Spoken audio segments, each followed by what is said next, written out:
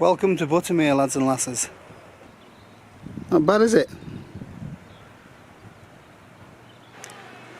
So the hills are calling me, the weather's awesome, and I've got a bit of new gear that I want to show you today.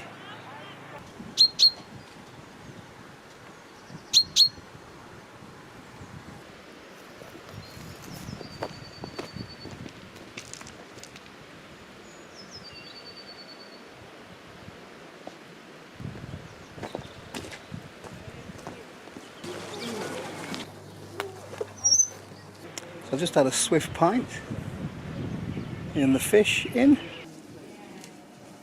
and now I'm going to head up there somewhere to Rannerdale Knotts. Typical. I'm going to go up there. Rannerdale Knotts is not a long walk, but it's quite steep to get up there. Not ideal for us chubby lads. I think that's where we're heading, but my map reading's never been that good. There's a nice view of Buttermere from here, and there's a little bit of snow on the tops, but I'm hoping that there's no snow where I'm going tonight. So I've just got my first view of Crummock Water, just about see it in the distance there, and that's what we've just come up. Just about see Buttermere and a lot more of Crummock Water now.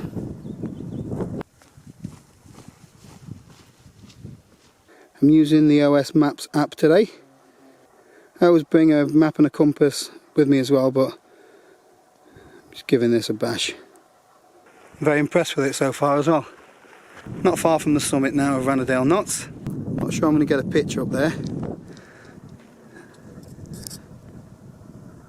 but I'll definitely get a picture where I've just been over here, and the views in the morning will still be amazing.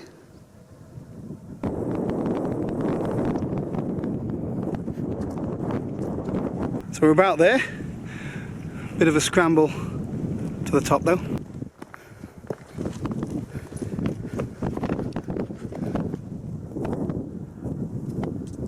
It's getting quite breezy.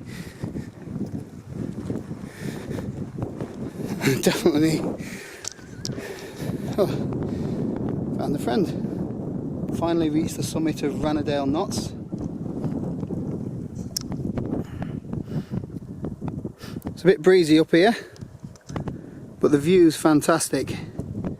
Got Buttermere, Crummock Water, goes all the way around to there, and then right in the distance I think it's Lowes Water. There's plenty of places for me to pitch. Nice spot there, but I found a spot just over there where that walker is, where I get a fabulous view. I've got a little bit of a dilemma with my pitch. This is the pitch I want to take, which has views of Crummock Water and Buttermere. But just a few yards away,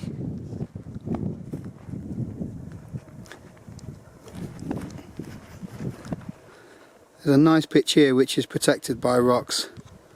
I'll still be able to wake up to that fabulous view, and I'll definitely have more protection from the wind. It's a little bit early, but I've not seen a soul, so I'm going to get the tent pitched.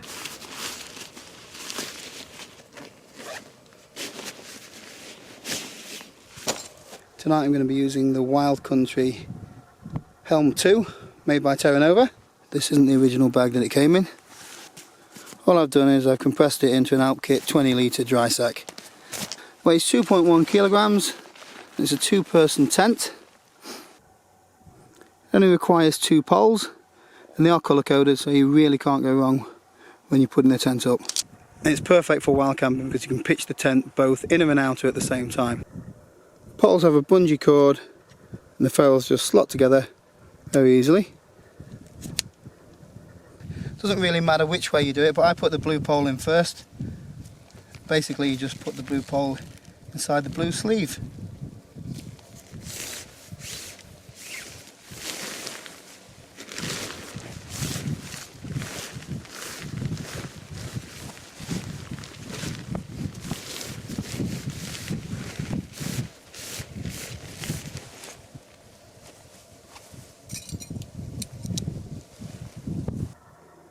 The red poles do come pre-bent. And yes, you guessed it, the red pole just goes into the red sleeve.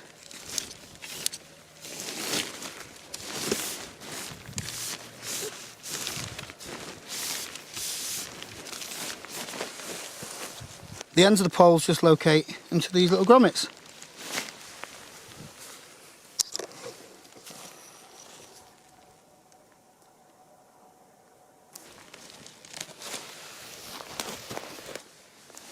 And then a little bit of pressure and bending the poles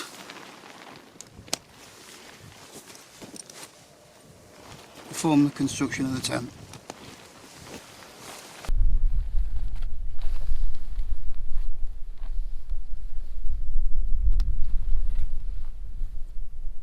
That's semi-freestanding, so at this point you can, if it's not pegged down, just move it around to wherever you want, so you get the flattest lay. So I'm going to unpeg mine.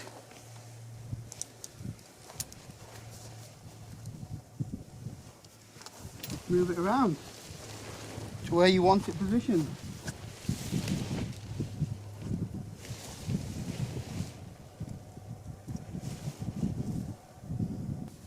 To form the final structure of the tent, you need to get the inner, which has got a bungee on, and the fly sheet. You just peg these out under tension. So you repeat this on all four corners. Just find the bungee on the inner of the tent and just use one tent to peg out with the fly. The two red poles have these little clips.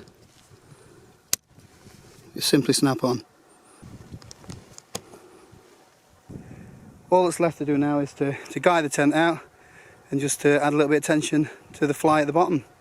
It's probably a little bit of overkill, but I like to use delta pegs on the guy ropes.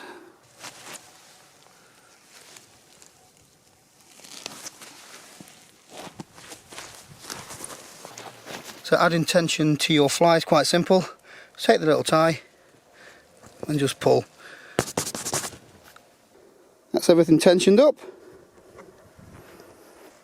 There's two nice little vents here, one at either end. This one's got the logo on the tent. And so far I've had no problems at all with condensation. Let's have a look inside.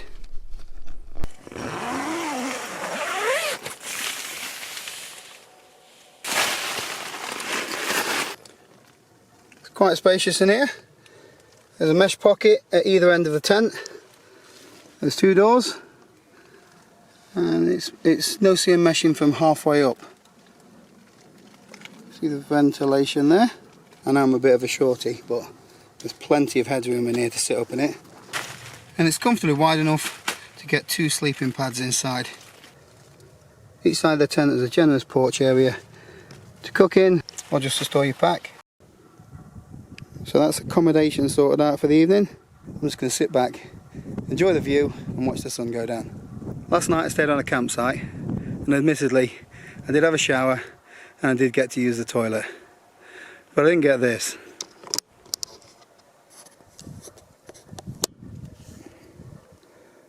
Just look at the views. I can see that from inside my tent, and just a few steps away I get the glorious view of Buttermere. And if I'm desperate, I still get a toilet up here too. It's not going to be too long till the sun sets, so I think it's about time to get a brew on and get some snap down me. Got myself a new stove. This is the Primus ETA Lite. I got this free with a subscription to Trail magazine. It doesn't come with the little bag. I've just put the stove part in myself so it doesn't rattle about inside the pot. It's alive. Come on. That's better. Thought I got the wrong size canister then. Comes with its own little piezo igniter. I bought a lighter just in case though. That's it, simply just clicks on. Comes with a lid and it will boil this full in about 3.5 minutes.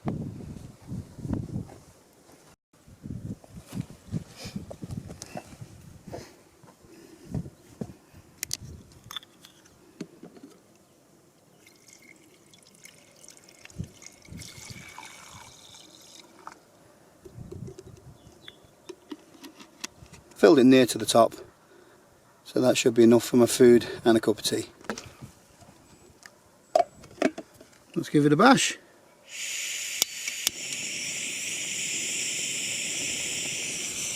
Really quiet.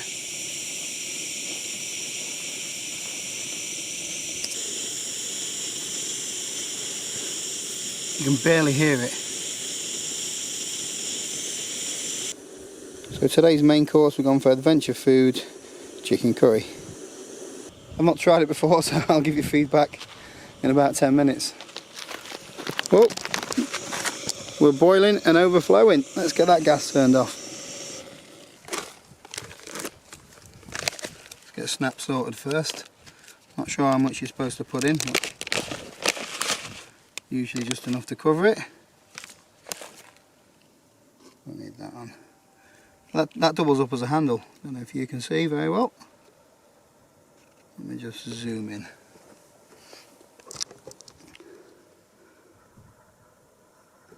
Focus then. There you go.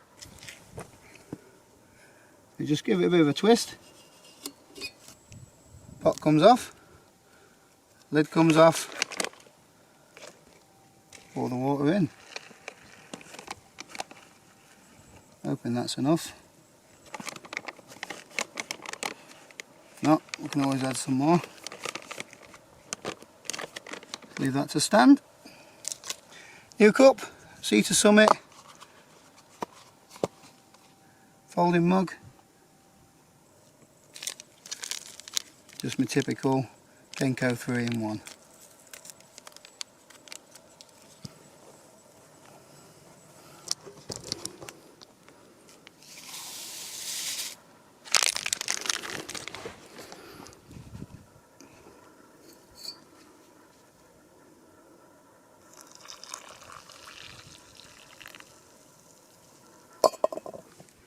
Give that a stir.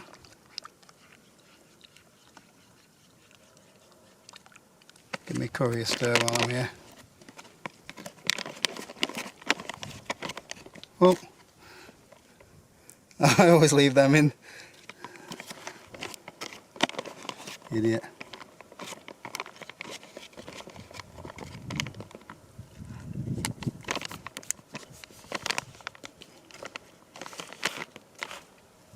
Cheers. Not bad.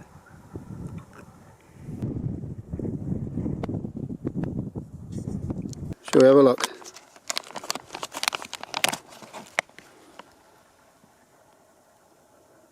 Looks a bit like curry. There's definitely worse places to eat your tea. You know you want some. Reasonably tasty, that. Fingers crossed, might get a pretty sunset tonight. Sun's going down and the wind's picking up a little bit. View is fabulous. Couldn't have wished for a better spot to pitch my tent. I've walked to the other side of the Knotts, looking at Crummock water, Lowes water. I'm not sure if the camera's going to pick it up, but you can see the sea there too. Before it gets too dark, I don't know why I've still got these on my head. Before it gets too dark, I suppose I better set the sleeping pad up, get the bag out, that kind of thing. There's a pigsty in here. Tonight's mattress is the Altkit Cloud Base. You can just blow the pad up. I use the Schnozzle dry bag that comes with my X-Bed sleeping pad. Doesn't fit perfectly, but if you hold it over it, it inflates the pad, no problem at all. This is the third outing for this pad and it is really comfortable. However, it's nowhere near as warm as the X-Bed or Thermarest pads that you can get. So I'm just going to put one of those little foil pads underneath it, and that'll give me my insulation. But it only costs 40 quid, and it's definitely good value for money when you compare it to the more expensive pads. It's a full house for Altkit. I'm going with the Sky High sleeping bag. Used this for a lot of sleeps. Incredibly warm bag. I'm glamping tonight. I'm going for a pillow. It's like a big girl. This was just about £8 from Decathlon, but it does the job. That sleeping arrangement sorted. Got my head torch ready. This is awesome, by the way. It is an Olight H1R, I think it is. Used this lots of times now, and I'm really impressed with it. So that's my B&B sorted. I'm now going to watch the rest of the sunset.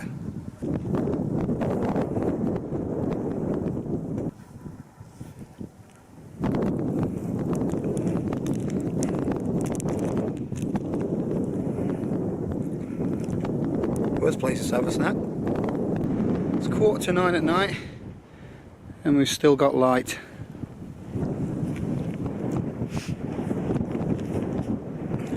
I'm going to head back to the tent. Before I do, is it just me, or are these things the bane of everybody else's life? Every time I sit up it blows away and I'm chasing it. I'll have one last look over Buttermere and Crummock. Here's a small foil mat that goes underneath my inflatable pad. Weighs literally nothing. I think it cost £5 off Amazon. Foil pad installed. As you can see, I've got loads of headroom. Got a good 4 to 6 inches above me. I can't sit up like this in my Acto. Got myself a bit of entertainment for the evening. Listen to some tunes.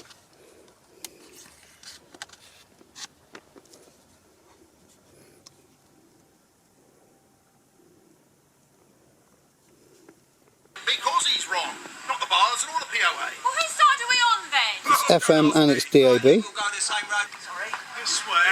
Hopefully this doesn't get banned for copyright. Sit here, Mrs. Stock. Sweet dreams, everyone, and I'll catch you in the morning. Good morning. It's a little bit blustery.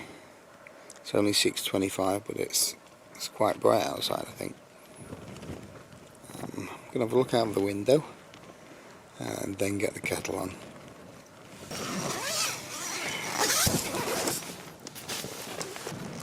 Let's have a look what we've got to wake up to.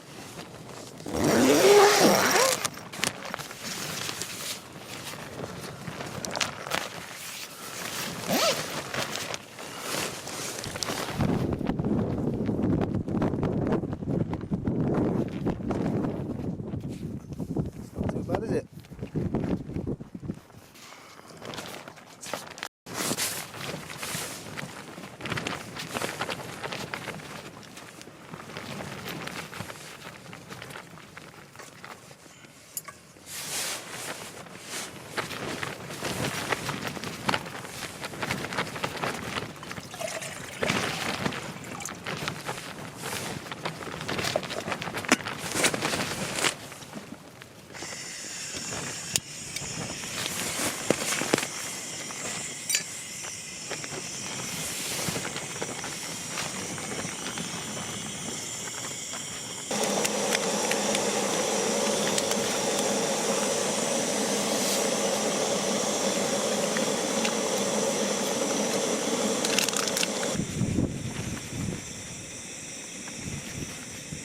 Didn't take long to boil.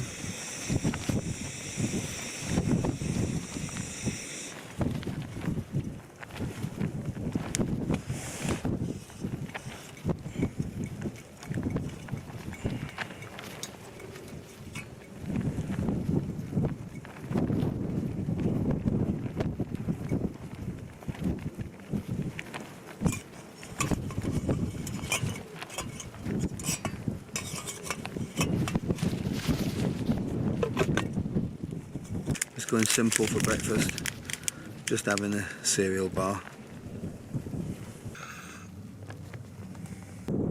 I'm up and about.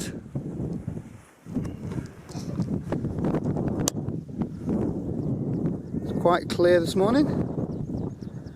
A little bit of mist over Buttermere. The Helm 2 did its job last night, but quite breezy at times.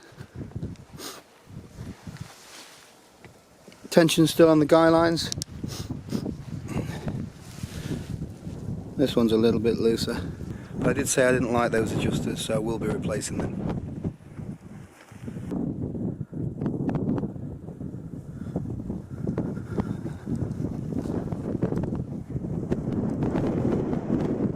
There's the backside of Crummock Water and Lowes Water. Can't see any of the sea today though.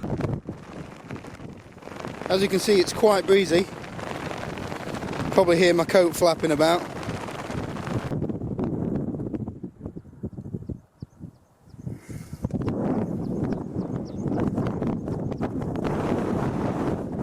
I'm going to finish packing away my gear and then I'm going to head back down to Buttermere. There was no condensation whatsoever last night. Was a bit breezy though, so that helps. Packed away all my gear apart from the tent. It's quite windy, so I've taken down the poles and left the tent pegged out so it doesn't blow away on me. I'm just going to roughly fold it in and get it squashed into the dry sack.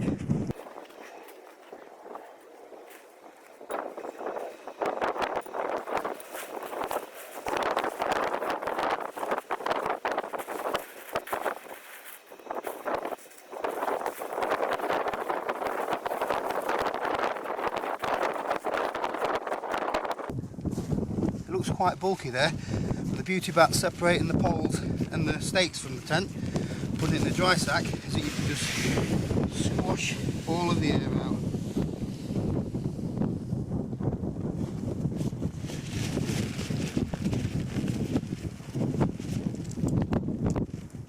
You've got a nice little compact bag which you can shape to your rucksack. The tent is now quite malleable, so it should be quite straightforward to get it into your pack.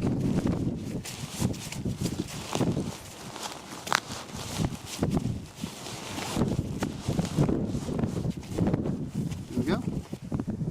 And there's even room in the bottom for your delta pegs and your stakes. As usual, I've left no trace apart from a little bit of flat grass. Off we go.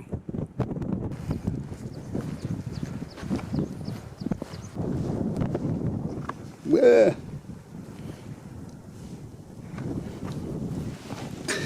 Sometimes it's best not to film while you're climbing down things.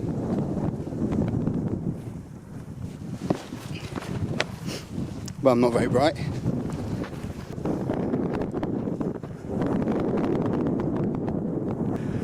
Going a little bit off piste. There's no path, but I'm only heading over there. But how hard can it be? There's been a few other people out wild camping today. We have a couple over there.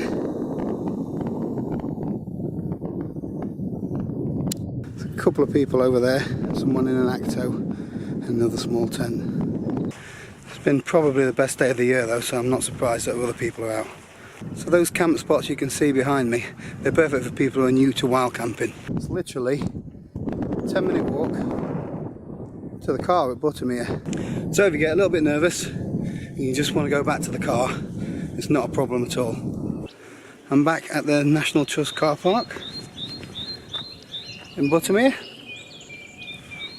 That's it, lads and lasses, for this video. Hope you enjoyed it. And don't forget to hit the like button and to subscribe to the channel if you want to see more videos like this. Thanks again for watching, and I'll see you in the next one.